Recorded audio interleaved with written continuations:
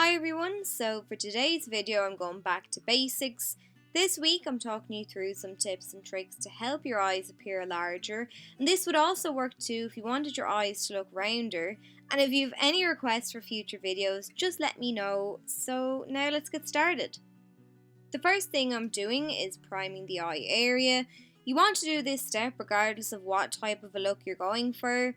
For today's look, I'm using one that's tinted because this is going to erase any traces of discoloration and darkness, and it's going to give me a nice blank canvas to start out on. Then I'm just going to pick up some of my face powder on a fluffy blending brush, and I'm lightly dusting this over the eye area, anywhere that I applied the primer, to set it in place. Moving on to the eyeshadow now, the first shadow I'm taking is this taupe shade here from my Coastal Scents Revealed Matte Eyeshadow Palette, and this shadow is going to add some depth to the eye area.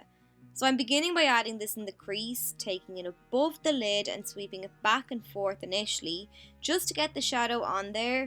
But I want to exaggerate that rounded shape to my eyes, so I'm using circular motions now to buff and blend the shadow out, and don't worry if you get shadow on the lid, we can clean that up later on. I'm also sweeping that shadow down along the lower lash line now too. Personally, I like to use a smaller bullet shaped brush to do this, but once I've gotten the shadow on there, I'm moving back to my blending brush and buffing around the edges. You want to smoke the shadow upwards towards the brow bone and from the lower lash line downwards, making sure to round the shape as you go, and this just opens up the eye. I decided then that I wanted to deepen the look up a bit, and I wanted it to look a little more brown. So I've taken a brown eyeshadow and I'm just applying this in the same way that I applied the previous shade. If you want a really natural look to your makeup, stick with the cooler tones like the taupe shade that I applied before, because those kinds of shades resemble natural shadow, unlike the warmer tones. Now I'm just going in with a fluffy blending brush loaded up with some of my face powder, and I'm buffing around the edges of the look just to make sure there's no harsh lines. Now what you want to do is to apply a light shade to the lid to highlight that area. If you have visible lid space like myself, you can apply the shadow directly to the area.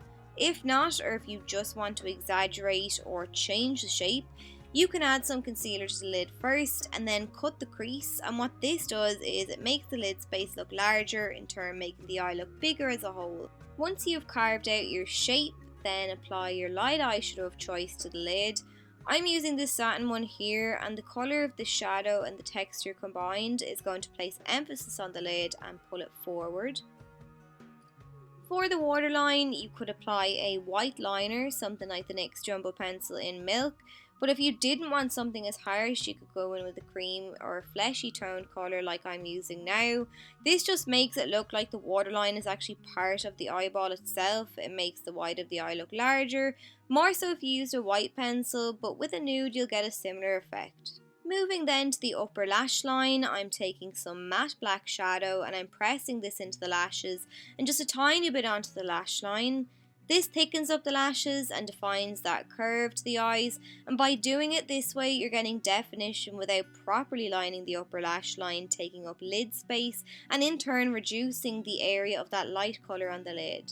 Then I'm just taking that black just underneath the lower lashes, underneath that nude shade, and again I just find the contrast helps to open up the eyes and make them appear larger. Now I'm taking one of my favourite highlighters and I'm applying this to the inner corner of the eye, and this area for me in general is quite dark, so by applying a light shade it's going to brighten it up. Then I'm adding some more under the highest point of my brow. Now this will vary from person to person, but just add it right under the arch and softly fade out the edge. Lashes I think are personal preference. You could go in with really big lashes, but I think it depends on your eye shape. Lashes that are too big will cover up all the nice work that we've done to the eye area, so I went with some Sultry lashes from Pennies. They're long and fluttery, but you can still see the eye area through them, if that makes sense. Then I've applied just lots of mascara to amp them up, and when it comes to the lower lashes, I'm making sure to pull the mascara down the length of the lashes to open up the eyes, but then that's it.